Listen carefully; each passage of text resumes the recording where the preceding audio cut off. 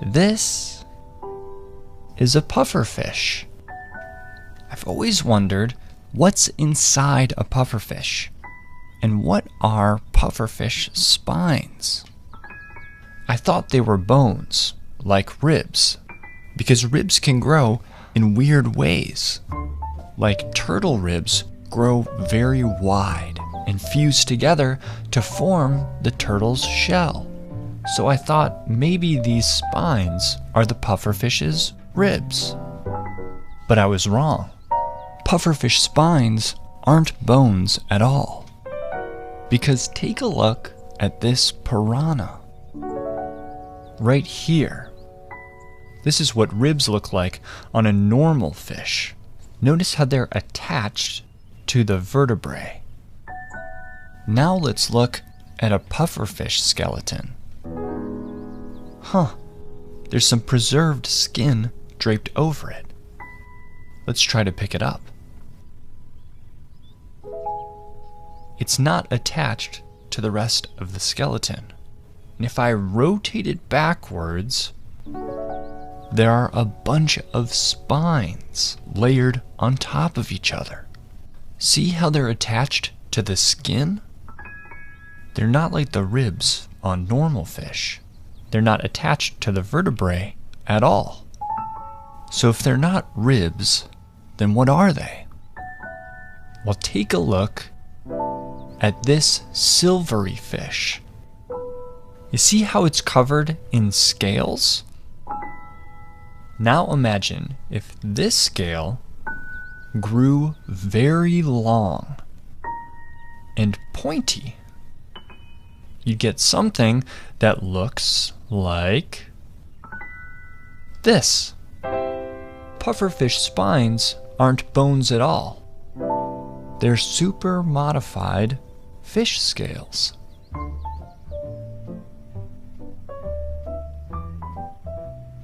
Hello, nature lovers. You're on to Zoologist Alan Ibrahim Alpha. I'm hitting your screen right now to bring to you the fascinating facts about the puffer fish. We're going to be looking at the biology, the habitat, and ecology. Simply put, the biology has to do with the life processes, because biology is simply derived from two words, bios and logos, which means the study of life. Then the habitat simply refers to the natural dwelling place of the puffer fish at a given place at a given time. We're going to be seeing that as we dive into the documentary proper. And also their ecology. Ecology has to do with the interactions of living organisms, be it plants or animals, with their natural environment or their physical environment. So don't forget to click the subscribe button, the like button, and also the notification button to get fascinating videos like this in my subsequent upload. Join me as I take you through the world of the puffer fish. Ever wondered about why this fish looks the way it does? It's called the puffer fish. From the picture, you can see how puffy the fish is. It puffs up and gives a very threatening and a very scary outlook. And guess what? Your guess is right.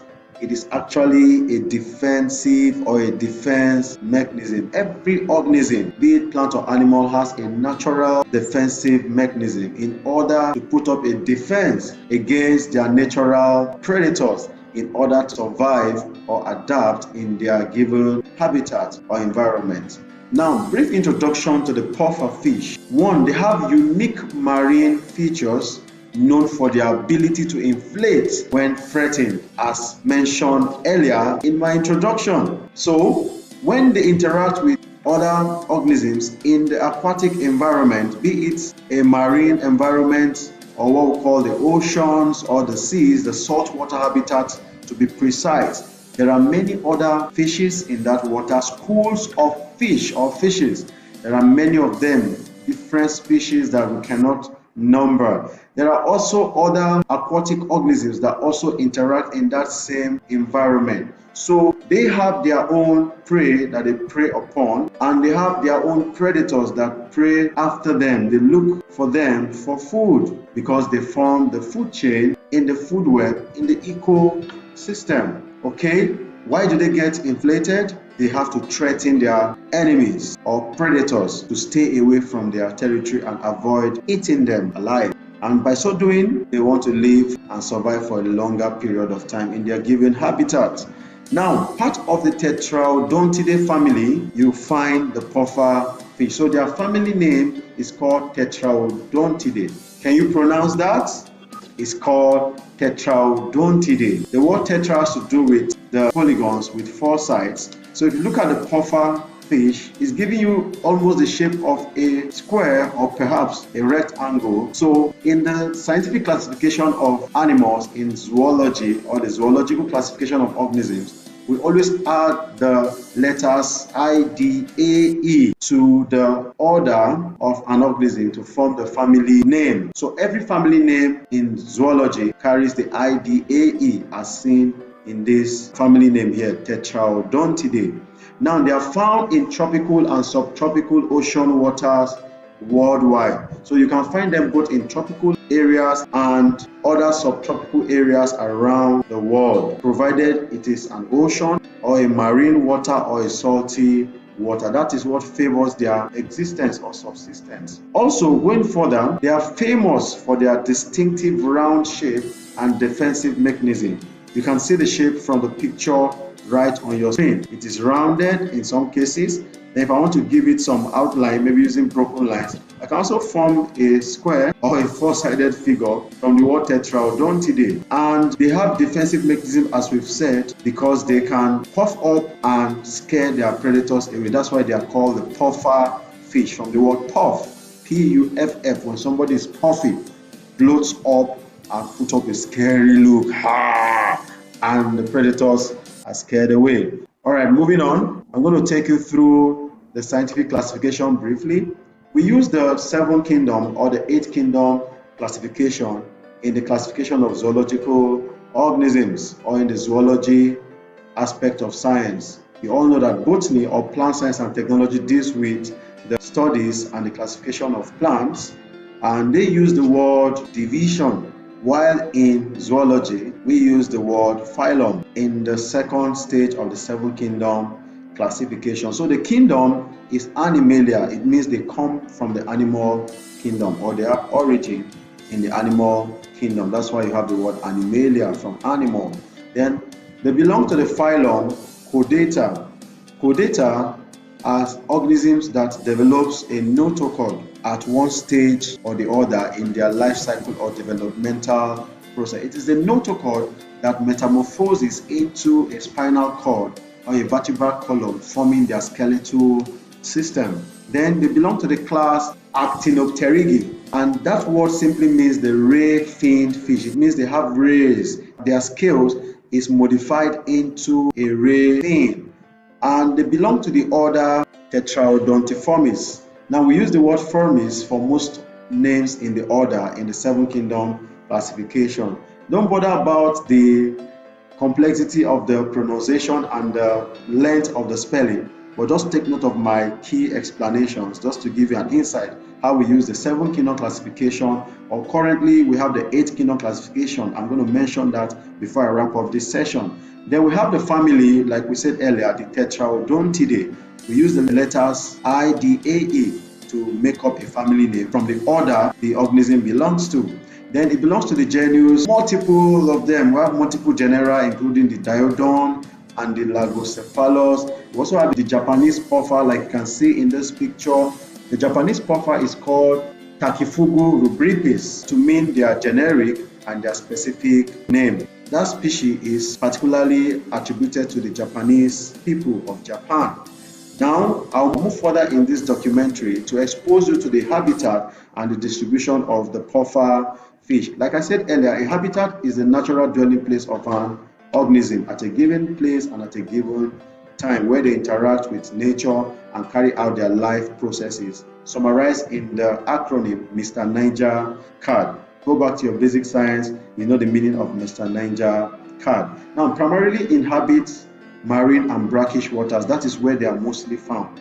Marine water that is characterized by salty nature, and brackish waters. So they are also found in tropical and subtropical regions of the world. Tropical regions are regions of the world with extremely high temperature, and subtropical is kind of lesser in that high temperature, or you could also call them, like semi-temperate regions of the world where the weather is not extremely hot but cold. Now, they are common in coral reefs. We all know coral reefs, where corals form in water bodies at the bottom of water or the rocky beds, and you also have them at seagrass beds and coastal areas, that's areas flooded with water. Now, they are also found in regions including Pacific Ocean, the Atlantic Ocean, and the Indian Ocean. These are major oceans of the world, and they are very large in size with volumes of water. Some species can survive in freshwater and estuarine environment. Freshwater is a water body that does not possess salt. It is fresh because it does not contain salt content like rivers, streams, lakes, dams, springs, and so on. Then we have estuarine environments. Estuary or estuarine environments is simply the location or an area where both salt water and fresh water meet. So that point at which they meet forms an estuary or an estuarine environment. So it is both fresh and salt water oriented. Now, what are their feeding behaviors? They are carnivorous marine predators, meaning they feed on flesh of other lower or smaller animals like insects. As you can see in this picture, the lobster, they feed on some other smaller species in water because they deal on flesh. That makes them carnivorous, and many other diatoms and many other zooplanktons in water. Zooplanktons are animal-like organisms that are found in the water bodies where they dwell. Their diet includes mollusks, like molluscans, like the snails, the slugs, and all those slimy animals in water. Crustaceans like lobsters, like crayfish, and small invertebrates found in water like insects, water skaters, and the rest. Then they use powerful beak-like teeth to crush hard-shelled prey. You can see the teeth from this picture. It is actually modified and adapted to crush shelled animals like the molluscans, like the crustaceans, and so on, with very hard protective body covering. Then they are opportunistic feeders with diverse feeding strategies. They are strategies when it comes to hunting in the marine environment. They are called the master strategies because they strategize very well and wait or lay ambush for their prey. When the prey comes their way, they quickly grasp it with their teeth and make a meal out of them. That is quite fascinating. So some species feed on coral and algae as well. Algae are water plants that surrounds the surface of water, like water lettuce. We have some algae. Some species feed on coral and algae as found in the marine environment. Okay, so this will take me to their reproduction and life cycle. Every organism must reproduce its kind, otherwise they will go into extinction or go extinct. So for an organism not to go extinct, reproduction must happen at a seasonal time in their life cycle, where they tend to reproduce their young ones or progeny or offspring. So sexual reproduction through external fertilization takes place. Why is it external? Because they lay their eggs and deposit them in the bank of the water, or a safe or viable place in the water, or sometimes in between the crevices or the water beds, or in between the coral reefs. And over time, the male fertilizes it with the spermatozoon externally, and they hatch over time. Female release eggs, males fertilize them in water. I just said that earlier. Larvae develop in open water. The larvae is the next stage after the eggs hatch, from eggs to larva, larva to the next stage, until it metamorphoses into the adult stage. They reach sexual maturity between 1 to 3 years. So a puffer fish, which is between 1 to 3 years of age, or let's say 2 to 3 years of age, is already mature to carry out reproduction. Then their lifespan ranges from 3 to 10 years depending on species. So some might last between 3 years, 4 years, 5 years, up to 10 years. Some might even extend to 11 years as time permits. Moving on, for every organism we study or observe in the field, we also want to look at its ecological importance. That is to say, what is the benefit of this organism to the ecosystem it is found, or to the particular habitat or ecological niche it is found per time. And that's talking about the food web, and the food chain. The relationship between two or more animals feeding in a given habitat forms a food chain, and a collection of many food chains forms a food web, and that is when you begin to look at complexity in the trophic level or the feeding level of organisms as they feed or predate on one another. We call it the predator-prey relationship. Now, what is the ecological importance of the puffer fish? First, they form a critical part of marine food web. Why are they critical? They feed on other lower organisms like the crustaceans, shelled animals like the molluscans, and so on, while other organisms prey on them. Of course, bigger fishes prey on them, and this feeding relationship goes on. So there is interdependence between two or more organisms in a given marine habitat, including the puffer fish. That is why they form a critical part of the marine food web or the food chain. Now also, they serve as prey or food for larger predators like sharks and marine mammals, which I explained earlier, because those bigger fishes like the sharks and the marine mammals like the dolphins and others can feed on them as food. Then they help control populations of smaller marine organisms. Of course, through their feeding or trophic interactions in that marine habitat, they tend to control or regulate the population of some organisms that can become a nuisance when they occupy that environment in their numbers, their thousands, their millions. They can constitute an environmental hazard, especially when it comes to the competition for food and for space. They also serve as indicator species for marine ecosystem health. If you check any marine system where you don't find the puffer fishes or the puffer fish, as the case may be, it simply tells you that there is a clear indication that there is a problem or imbalance in that ecosystem, because their presence also talks about how viable or how accommodating an environment is for survival. That is why they are called indicator species. An indicator species means its presence tells you that that habitat can harbor or can accommodate or can support the life cycle of that particular organism or other organisms that subsist in that environment. We call them indicator species. Just like your indicator light shows you whether a device is working or an electronic gadget is functional or not.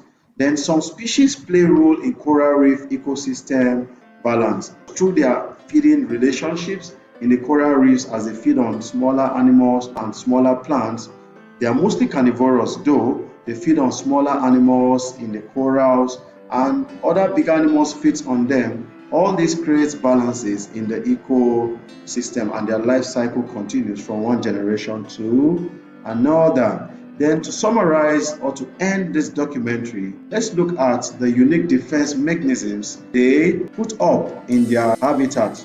Take a look at the picture. The puffer fish has the natural ability that is embedded in its system, or that is wired in a system, to bloat up and put up a scary look so that it can scare away predators from harming them and from intruding into their space or habitat or environment or ecological niche. Now they have the ability to rapidly inflate body when threatened by any other predator coming in, or sometimes when they are overpowered.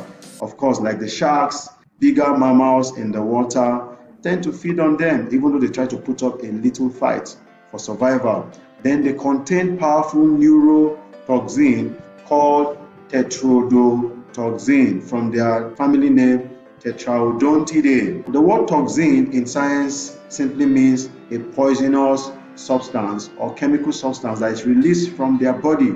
Nature has wired them or embedded that special defense mechanism in them to be able to scare away predators. So when they spill out such neurotoxins, it has the ability to paralyze an organism and make them find their way to escape.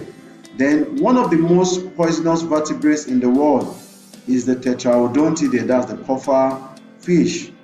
They have such strong, powerful neurotoxin that can immobilize a predator, as the case may be. The toxin serves as primary defense against predators. As earlier established, Now the toxin is 1,200 times more potent than cyanide. If you know cyanide as used in agriculture, it is 1,200 times more potent or powerful than that chemical substance. Simply put, this is a very dangerous fish to deal with in the aquatic environment. When you deal with the puffer fish, you have to be extremely careful not to be splashed on your eyes, on your vital organs by the neurotoxins, because it can cause a lot of irritations, and for smaller organisms it can immobilize them or even kill them at a spot. Thank you so much for your time. I hope you enjoyed this fascinating documentary and tidbits about the puffer fish. Don't forget to subscribe to my channel, click the like button and the notification button in order to stay afloat with my subsequent videos. See you and keep enjoying the BioQuest and the Life Lens on Alan Alpha's YouTube channel.